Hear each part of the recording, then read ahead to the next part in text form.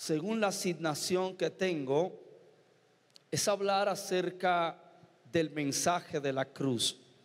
Saben que esta convocatoria, esta campaña, tiene un título que fija el objetivo de ella, que es resurrección y vida.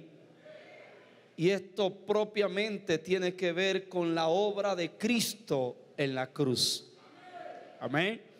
Así que estamos tratando algunos aspectos, puntos relevantes de todo este evento y que de alguna manera competen a nosotros como seguidores de Cristo.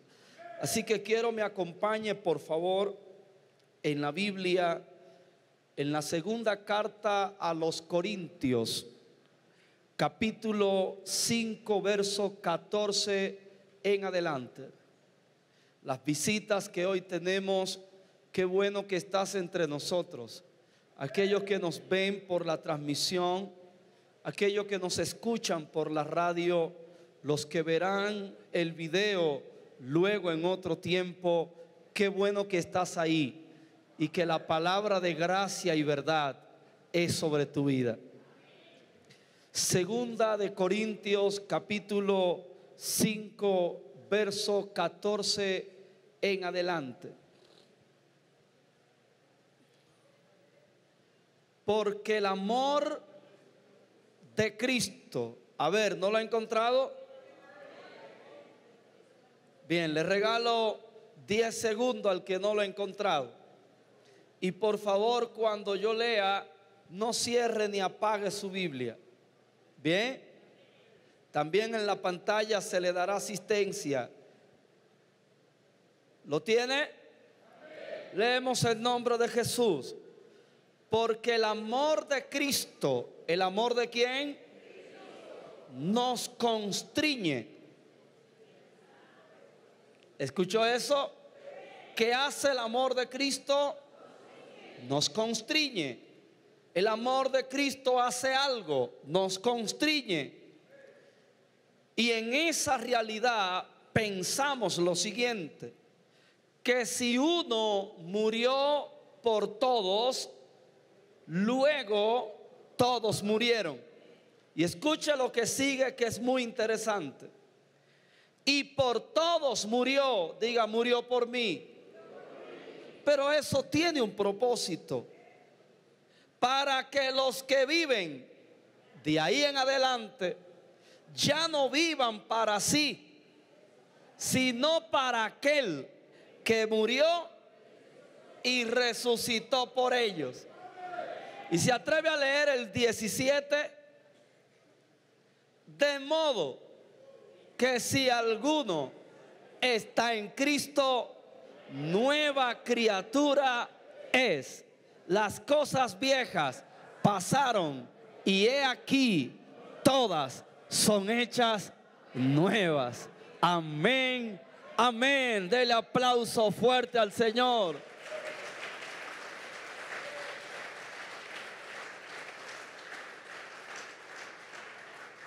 Aleluya, siéntese.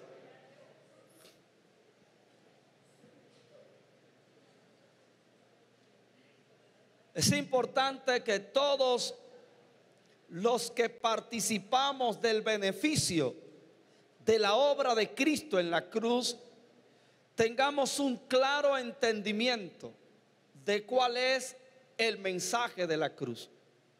Cuando miramos la cruz, ¿qué Dios está comunicando allí? ¿Cuál es el mensaje que Dios nos da en la cruz? Nosotros, a nuestro propio juicio, en nuestro propio entendimiento y en nuestros intereses, podemos ponerle un mensaje a la cruz.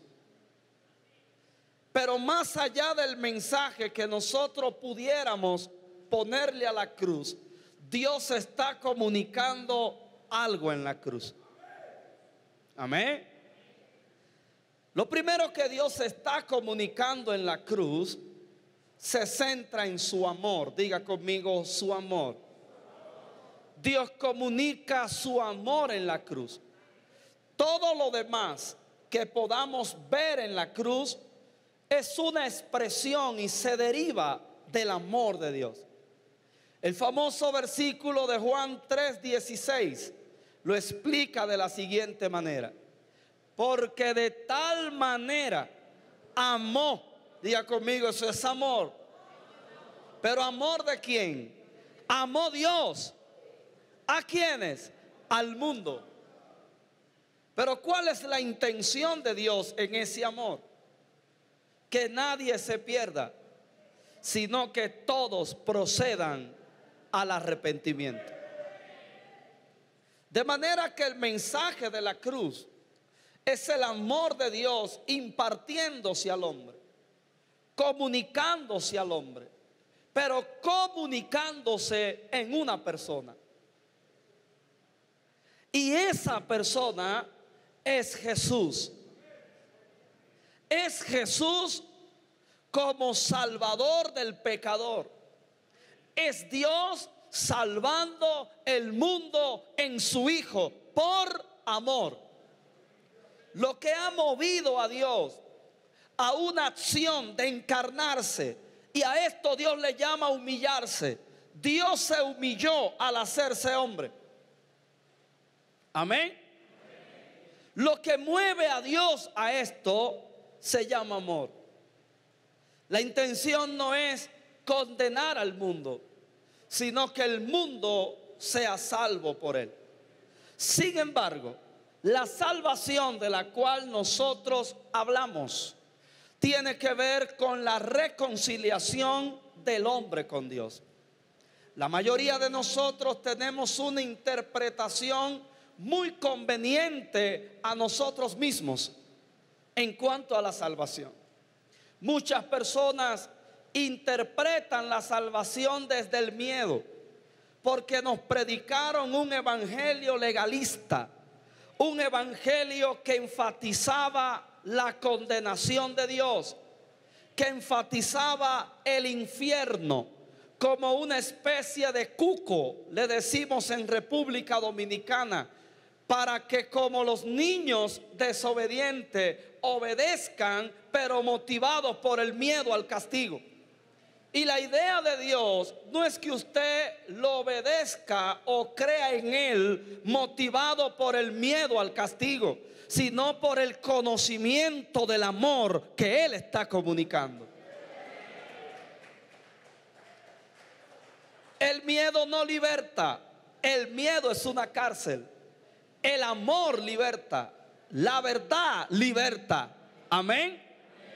Gloria a Dios. Por eso a Dios no le interesa manipularte con el miedo al castigo.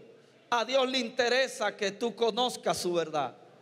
Y su verdad es Cristo con nosotros. Amén.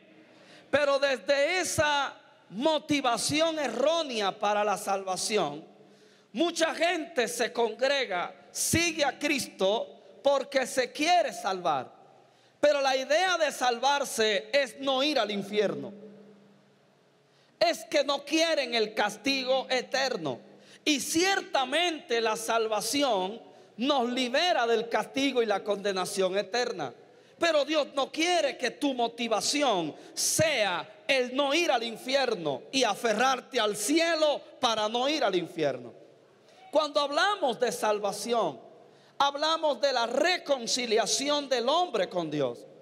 Es Dios extendiendo su amor, su misericordia y su gracia para que el hombre que se desvió en el pecado, y cuando digo el hombre es la humanidad, que se desvió, que se extravió, que erró al blanco en el pecado, se vuelva a él por el camino que es su Hijo. Amén. Su Hijo es esa verdad que nos lleva de vuelta a la vida. Entonces la cruz nos está comunicando la salvación de Dios por medio de su Hijo. Pero entendamos esta salvación. El texto que leímos dice que el amor de Dios nos constriñe. Y la palabra constriñir es una palabra poco común para nosotros. Sin embargo, esta palabra tiene como sinónimo presión, tiene como sinónimo dominar, controlar.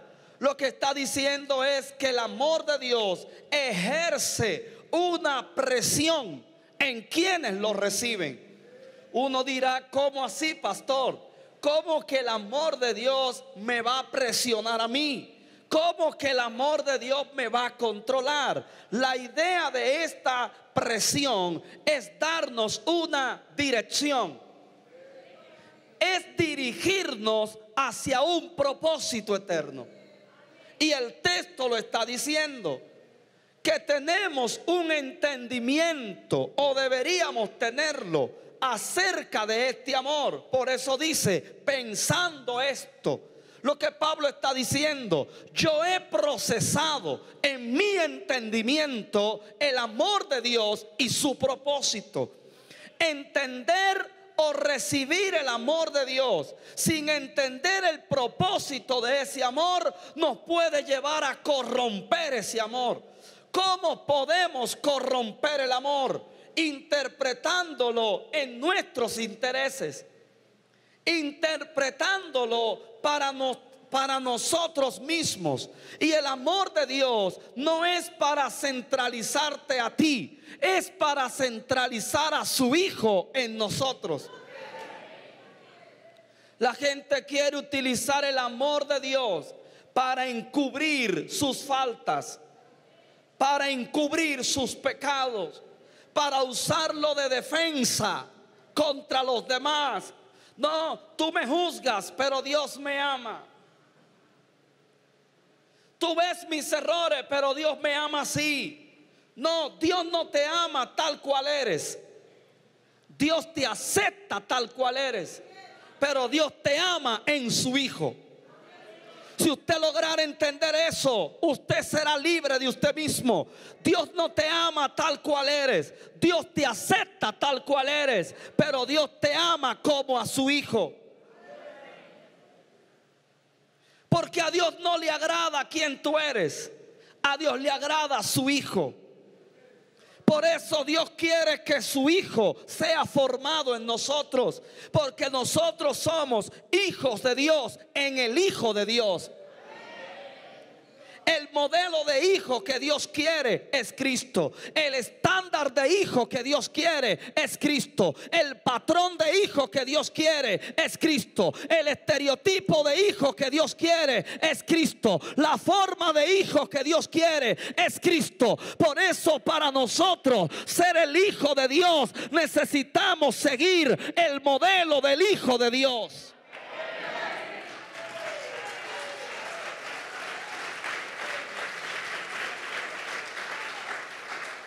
Cuando alguien dice, porque Dios me ama como yo soy, está justificando y acondicionando su forma.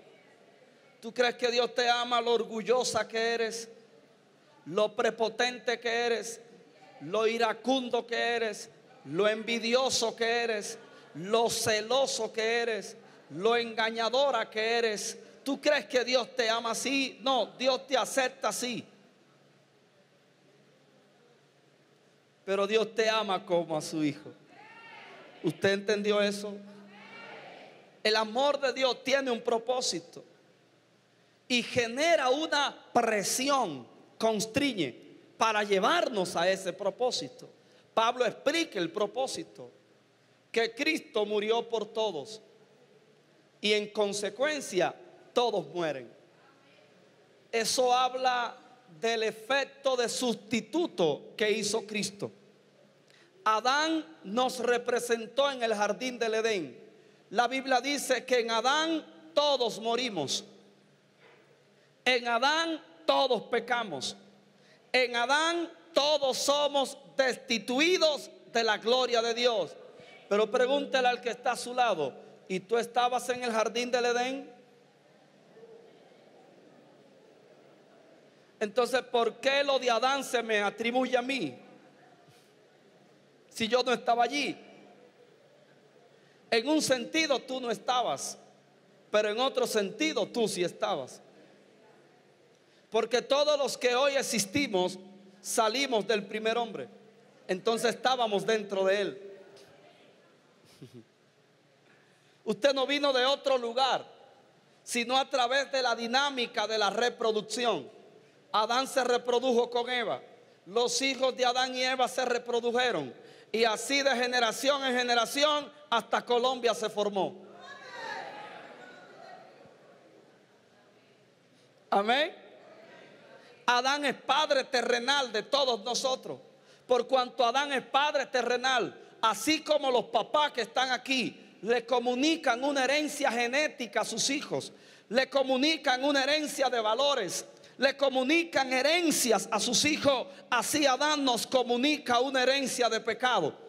Adán nos representó a todos, pero Dios es tan bueno y justo que en la cruz del Calvario, si tú no estuviste cuando Adán pecó, pues tú tampoco fuiste clavado en la cruz. Alguien se clavó por ti, alguien murió por ti, alguien también te representó. Por eso si en Adán todos mueren, en Cristo todos somos vivificados.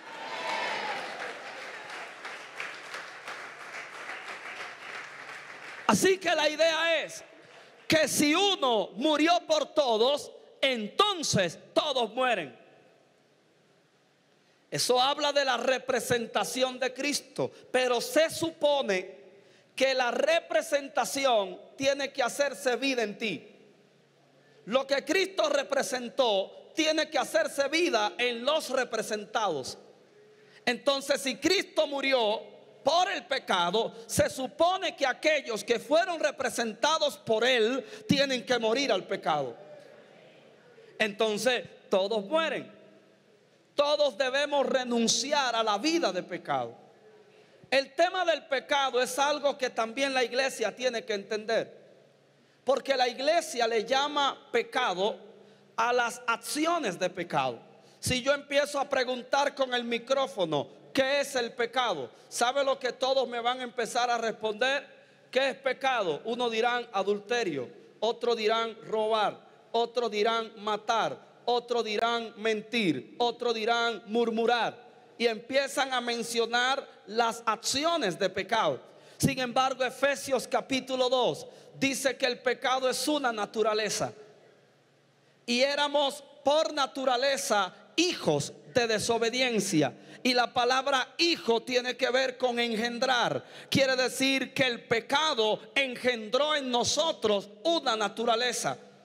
Así que no podemos mirar el fruto del pecado separado de la naturaleza del pecado, porque la ley de la creación indica para las plantas que las plantas darían fruto y que el fruto llevaría semilla, pero todo según la naturaleza. De manera que tanto el fruto es una expresión de la naturaleza. Por eso el mango da mango, porque esa es la naturaleza de esa planta. Asimismo, el adulterio, la mentira, el robo, el asesinato es un fruto de una naturaleza. El problema de la iglesia es que la iglesia ataca el fruto, pero no ataca la naturaleza. Y tenemos gente que dejó de reunirse en la esquina, que dejó de ir a la discoteca, pero todavía siguen con la naturaleza de pecado. Han cambiado de hábitos, pero no han cambiado de naturaleza. Por eso,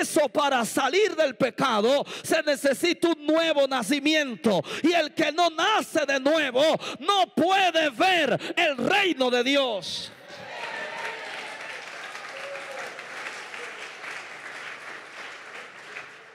Es igual que la santidad. Nosotros forzamos la santidad. No hagas esto, no haga aquello, no haga lo otro, no haga aquello, y montamos ese sistema de reglas. Sin embargo, Romanos capítulo 6 verso 22 dice que nosotros, los que fuimos liberados y perdonados del pecado, debemos tener como fruto la santificación. Cada vez que la Biblia habla de fruto, habla de una naturaleza. La santidad no es una regla. La santidad es el fruto de la naturaleza del Dios Santo en nosotros. Nosotros estamos llamados a ser santos porque Dios es santo. La santidad no es una respuesta al pecado.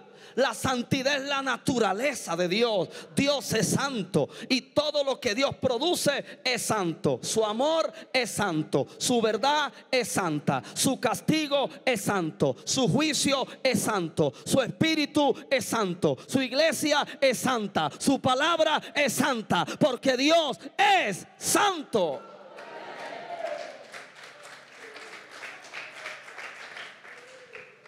Entonces los que participamos del Cristo crucificado, debemos participar del Cristo resucitado. El verso 15 lo explica o detalla mejor, clarifica este propósito. Dice el verso 15: y por todos murió, para que los que viven ya no vivan para sí, sino para aquel que murió y resucitó por ellos. ¿Cuál es el mensaje de la cruz? La vida de Dios en su Hijo, en nosotros. ¿Cuál es el mensaje de la cruz? Es Dios restaurando en Cristo la vida que en Adán fue asesinada, porque el pecado mató la vida de Dios en nosotros. Pero bendita la cruz, donde Cristo restauró esa vida en nosotros. ¿Cómo debe expresarse la vida de Cristo en nosotros? Esto equivale a que ya tú no sigas viviendo. Recuerda que ayer te dije que Dios te quiere muerto. Míralo ahí, que ya tú no vivas para ti. Para entender esto, Pastor Quevedo, hay que entender el señorío de Cristo. Porque no podemos ver la salvación separada del señorío de Cristo. De hecho, ¿qué dice la Biblia? El que confiesa con su boca, el que confiesa que Jesucristo es que el Señor, ese, la palabra ese acondiciona lo siguiente a lo que se dijo. Quiere decir que si Jesucristo es tu Salvador, primero tiene que ser tu Señor. El que confiesa con su boca que Jesucristo es el Señor, ese será salvo. Pero nosotros creemos que eso es tan simple como venir aquí adelante y decir: repite conmigo, tú eres el Señor. No, no es eso, porque muchos de labios lo honran, pero su corazón está lejos. ¿Cuánta gente pasa aquí y lo grabamos, lo inscribimos para la consolidación? Sin embargo, no han nacido de nuevo, porque confesaron pero no creyeron en su corazón. Amén. Para Dios ser tu Salvador tiene que ser tu Señor, pero debemos entender qué es un Señor y debemos verlo desde la cultura y la época donde la Biblia lo está diciendo. Un señor era alguien que compraba a una persona como esclava. En la cultura romana, la esclavitud era parte de la sociedad. Había mercados, como usted va aquí al mercado y compra plátano, ¿qué más? Yuca, papas. Así como usted va, había un mercado donde vendían los esclavos. Habían categoría de esclavos. Los esclavos ancianos, como tenían ya poca vitalidad, poca fuerza, eran más baratos. Los esclavos que tenían defectos, que le faltaba un pie, le faltaba un ojo, eran más baratos. Pero los esclavos que eran fuertes, jóvenes, eran más caros porque daban más producción, tenían más rendimiento. Así que cuando un señor iba, y esto era un mercado de esclavos, decía: quiero ese que está allá, quiero ese que está allá, y le pagaba al otro señor. Amén. Ese señor se lo vendía y él se lo llevaba. ¿Sabe de quién era la vida de esas personas? Del Señor. Esas personas no tenían vida. Su vida era la voluntad del que lo compró, porque eran su propiedad. Era como usted comprar un celular, era como usted comprar un carro. Ese carro es suyo, ese celular es suyo. Así era en la cultura. Llegaron a haber niveles en ese sistema de esclavitud, que el señor o el amo mataba al esclavo y no tenía ninguna penalidad porque era como un objeto. En ese sentido debemos entender el señorío de Cristo, porque la Biblia dice que la humanidad fue vendida al pecado. Si la humanidad fue vendida al pecado, ¿quién se la vendió? Diga conmigo, Adán. Adán le vendió la humanidad al pecado. A partir de allí, el pecado es un señor. El pecado ejerce gobierno sobre los pecadores. Están dominados. No es que ellos no quieren, es que ellos no pueden. La Biblia dice que el hombre natural no puede someterse a Dios. No puede. Uno dice, no, que ellos no quieren, se le predica. No, no es que quieran, es que no pueden. Es que hay un gobierno, es que hay un señorío. Pero bendita la obra de la cruz, porque en la cruz del Calvario Jesús vino con una moneda que no era ni oro, ni plata, ni cosa semejante. Era la sangre como de un cordero sin mancha, ya destinado desde antes de la fundación del mundo. Y en la cruz del Calvario Cristo pagó el precio al Señor pecado. ¿Y cuál era el precio? Porque la paga del pecado es muerte. Por eso Cristo en la cruz murió y le pagó al pecado, diciéndole, ellos son míos, ya no son tus esclavos, ahora yo soy su Señor.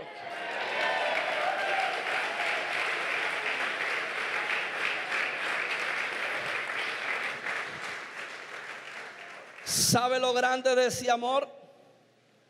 Que el que tiene dinero compra lo que quiera. El que tiene dinero normalmente no compra un carro viejo, compra un carro del año. El que tiene dinero no compra una casa fea, compra una buena casa. El que tiene dinero busca lo mejor normalmente, porque tiene cómo pagar. Qué cosa tan grande la del amor de Dios, que teniendo el capital más alto, la sangre del cordero, cuando fue al mercado no fue a buscar los mejores, fue a buscar a lo vil y lo menospreciado. Fue a buscar a los cojos, a los mancos, a los que el mundo llamaba inservible. A eso Jesús miró y dijo, por eso yo derramo mi sangre. A esos yo quiero en mi reino. A esos quiero comprar. Diga conmigo, ese es el amor de Dios. Ese es el amor de Dios que sobrepasa todo entendimiento. Ahora bien, el señorío de Cristo te compró, pero el señorío de Cristo también gobierna. El gobierno del señorío de Cristo, ¿sabe cómo se llama? Su voluntad. Es una libertad, pero en la vida de Él, no en la tuya. Se lo voy a repetir. Es una libertad, pero en la vida de Él. Tú eres libre, pero en su vida, no en la tuya. La idea es que cuando Él te compró del pecado, cuando Él te sacó del pecado, tu vida de pecado quedó allí. Ahora tu vida es la vida de Él. Ahora tú debes vivir para Él. Uno dirá, pues Dios es egoísta, pastor, porque Dios es tan egoísta que quiere todo para Él, ¿y por qué no me deja mi vida? No, Dios no es egoísta. Dios es bueno. Dios es bueno. Su voluntad es buena, no hay maldad en Él. Su voluntad es perfecta, no hay fallo. Su voluntad es agradable, no hay maltrato. Todo lo que Dios quiere para nosotros es bueno. Aunque el pecado te haga entender que Él es bueno y lo que te ofrece. El pecado tiene un placer, porque no podemos hablar mentira. El pecado tiene un placer, pero es un placer destructivo. Y sobre todo con un destino fatal, un destino de perdición eterna. Pero el pecado tiene un placer, pero lo que Dios te ofrece es bueno. Dios te dice, gózate con la mujer de tu juventud. El pecado te dice, puedes mirar la que tú quieras, puedes tener la que puedas. Dios te dice, marido de una sola mujer. El pecado te dice, puedes tener dinero sin trabajarlo. Pero Dios te dice, yo bendigo la obra de tus manos. Amén. Amén. El pecado te dice, sal de tus presiones, sal de tu tristeza, endrógate y ahí olvida tus penas. Ve a la discoteca, bebe, emborráchate y olvida tus penas. Y Dios te dice, lleva tus penas a la cruz y yo te daré descanso, y yo te daré paz, y yo te daré vida, y vida en abundancia. Lo que el pecado te ofrece parece bueno, parece, se llama engaño, mentira. Pero lo que Dios te ofrece no parece, es bueno, aunque parece malo. Pero el diablo ha forjado una mentalidad en la sociedad que a lo bueno le llaman malo y a lo malo le llaman bueno. Y nosotros a veces nos dejamos atrapar de esa corriente, de esa ideología satánica, de esa filosofía mundana. Lo bueno es bueno y lo malo es malo. Amén. Y es un tema de naturaleza, porque el árbol bueno, naturaleza, no puede dar frutos buenos. Pero el árbol bueno, naturaleza, no puede dar frutos malos. Porque de acuerdo a la naturaleza será el fruto. Recuérdese en Génesis, plantas que lleven fruto, que lleven su semilla, según la naturaleza. Entonces el mensaje de la cruz es que ya tú no vivas para ti, es que vivas para Él. Pablo lo dijo de esta manera: con Cristo estoy juntamente crucificado, y ya no vivo yo, sino que ahora vive Cristo por medio de mí. Amén. Entonces no es tu vida, es su vida. Eso es lo que cuesta del mensaje de la cruz, que para hacer todo tienes que procurar la voluntad del Señor. Me voy de Medellín, pero es la voluntad del Señor. Voy a estudiar tal cosa, pero es la voluntad del Señor. Y no me venga, no, pastor, porque una es mi vida secular y otra es mi vida espiritual. No, aquí no hay dualidad de vidas. Aquí hay una vida, es Cristo. Y en todo y por todos, Cristo tiene que ser glorificado. En todo lo tuyo. De manera, hermanos, que si vamos a obedecer el mensaje de la cruz, la única forma es tomando la cruz. ¿Y cómo se toma la cruz? Niégate a ti mismo. Renuncia a tu vida. Renuncia a tu sueño. Renuncia a tus planes. Te conviertes en un preso del Señor. Pero qué bueno es Dios, que le da recompensa eterna a aquellos que se someten a Él. El mensaje de la cruz es que todo el que está en Cristo debe ser transformado. Si alguno está en Cristo, debe ser nueva criatura. Entonces todo el que a ti te conoce debe empezar a conocer a Cristo en ti. Todo el que a ti te conoce debe decir: yo te desconozco porque esa no eres tú.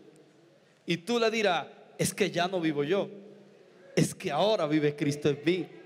Y tus padres tienen que decir: es que yo desconozco a mi hijo, es que no se parece a él. Y tú le dirás: es que ya no vivo yo, es que Cristo vive en mí. La mujer, la esposa que era peleona, contenciosa, el marido aún inconverso le dirá: es que me cambiaron a mi esposa, pero me gusta la nueva. Y tú le dirás: no soy yo, es Él en mí. Porque el mensaje de la cruz no comparte la gloria contigo. La gloria siempre es de Él. Y siempre reconocerás: no soy yo, es Él en mí. Amén. Qué hermosa es el mensaje de la cruz.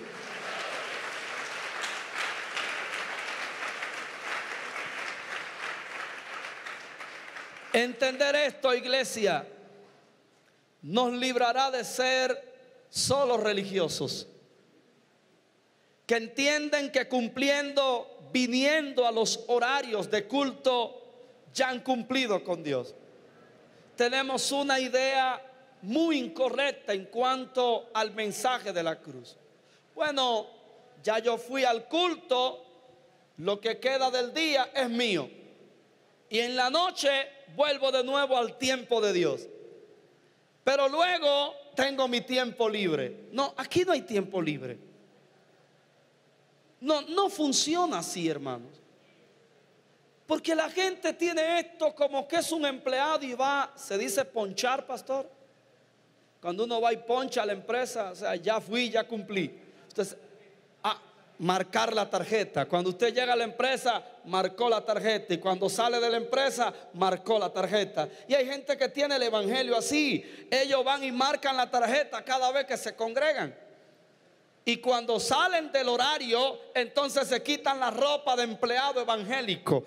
Ya yo cumplí con Dios. Y sienten una satisfacción. Y su conciencia se siente tranquila porque ya cumplieron. No. Tú viniste al culto congregacional. El culto congregacional se termina, pero el culto racional sigue. Esto es una vida, señores. Es que Cristo viva por medio de ti.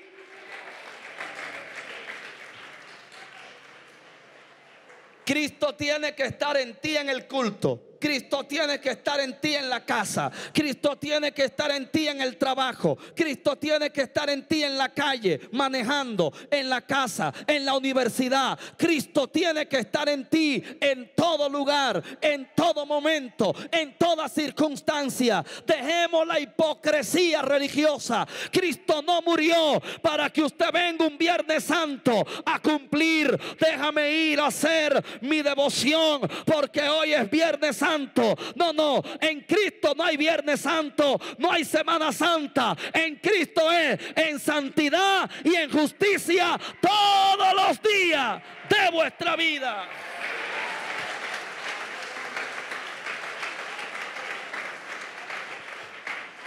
No podemos matar a Cristo cada Viernes Santo y resucitarlo cada domingo de resurrección. No, ya Cristo murió de una vez y por todas. Ahora a quien le toca morir es a ti. No es cargar a Cristo crucificado y andar en una caminata detrás. Eres tú crucificado ahora, y que la vida de Cristo se manifieste por medio de ti. Pero esta vida no va a desarrollarse en ti mientras tu vida se siga oponiendo. Así que deja de crucificar a Cristo para tus caprichos, porque ya Cristo fue crucificado, y no para tu capricho, sino para el propósito del Padre. Es Él en nosotros. Pablo dice: porque antes me ceñía otro, me ceñía yo, pero ahora me ciñe otro. El pastor me puede llamar: quiero que venga a Medellín a predicar, pero yo no puedo a la ligera. Sí, ya voy. ¿Qué dice el Señor? Me gusta una joven, es mi gusto, se ve bonita, me gustan blancas, así es que la quiero. Pero ¿qué dice el Señor? Quiero estudiar tal cosa, porque eso es lo que deja aquí en Colombia, y yo voy a conseguir dinero con esa carrera. Pero ¿qué dice el Señor? Voy a juntar plata y me voy a vivir para Europa, porque ese es mi sueño. Pero es el sueño del Señor. Voy a ser futbolista porque voy a ser famoso, pero es el propósito del Señor. ¿Eres tú que vive o vive el Señor? Cuando viene a ver, tú te ves pateando un balón y Dios te ve agarrando un micrófono. Cuando viene a ver, tú la ves blanquita y en el propósito de Dios es morenita. Y esperando la blanquita te estás poniendo viejo, y la morenita quizá está al lado. Es el propósito del Señor. Ya no vivo yo. ¿Sabe lo que quiere decir ya no vivo yo?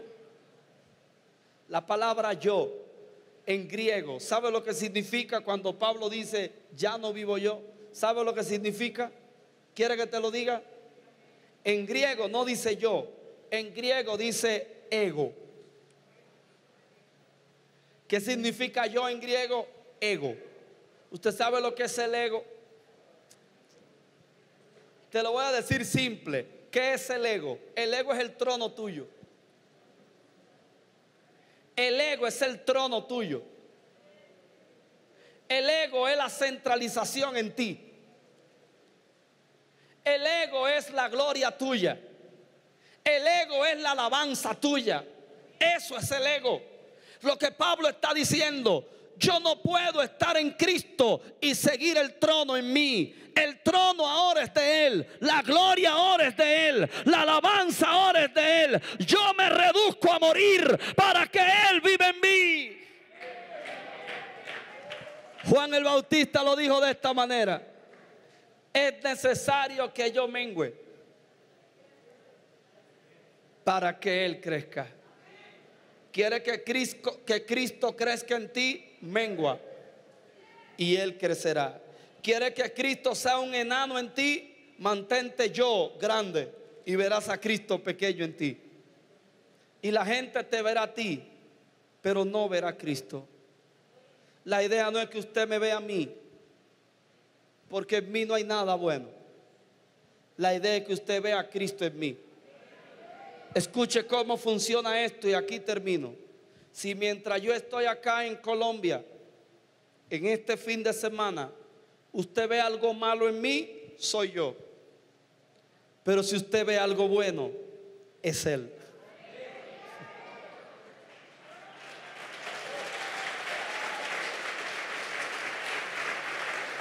Todo lo bueno que usted pueda ver en mí es Él.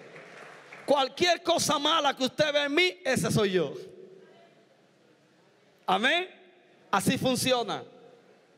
Por eso toda la gloria es de Él.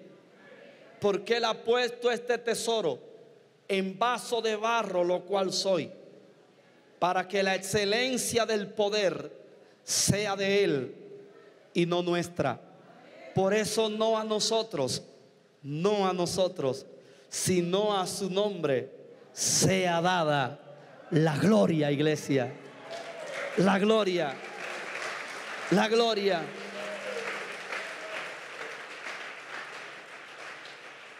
A Él le ha placido escoger a lo vil, a lo que no servía, como yo y como tú también, para vestirlos de príncipes y sacerdotes y convertirlos en luminarias en este mundo. Pero el brillo es de Él, no de nosotros. Es como dice la Biblia que somos luminares en el mundo. Es como que nosotros somos las estrellas. Usted ve en la noche que usted mira el cielo y ve las estrellas. Así Dios mira de arriba para abajo. Y cuando mira te ve a ti brillando. Pero ¿sabe lo que pasa cuando sale el sol?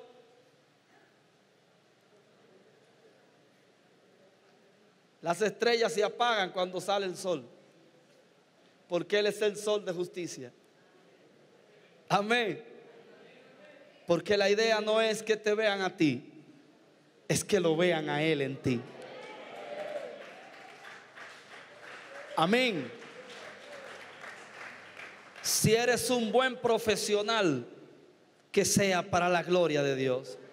Si eres próspero en los negocios, que seas para la gloria de Dios. Si eres un buen deportista, que sea para la gloria de Dios. Si elogian tu belleza física, que sea para la gloria de Dios. Si haces algo bueno, que sea para la gloria de Dios. Y si haces algo malo, que sea para vergüenza y arrepentimiento tuyo. Que en todo y por todos sea Cristo glorificado, en el nombre de Él. Amén y amén. Póngase sobre sus pies.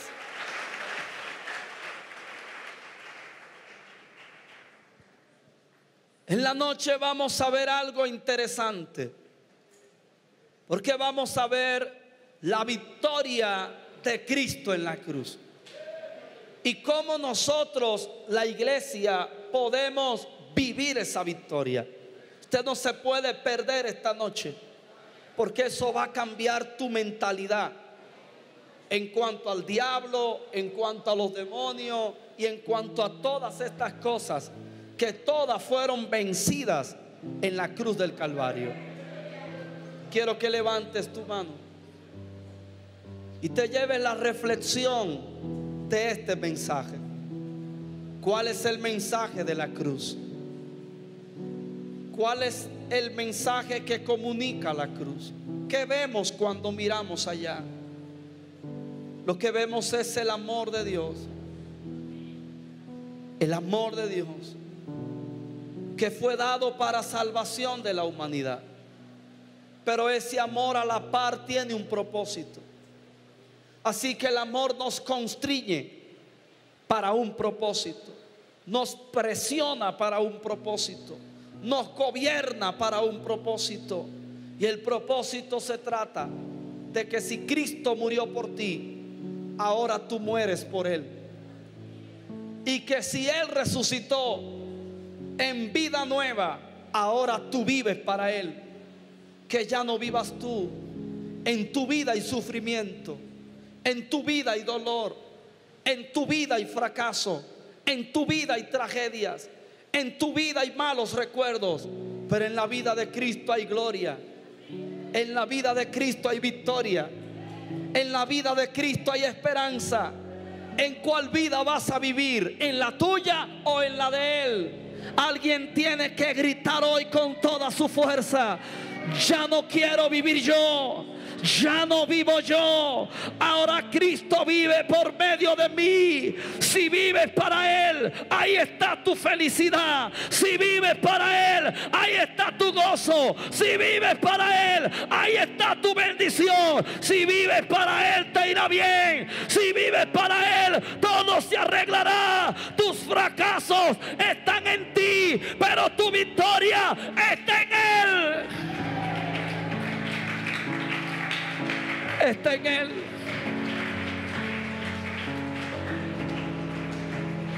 Y quiero terminar hablándole esto a alguien de parte de Dios. Deja de buscar la felicidad por tus propias fuerzas. Tu felicidad está en Él.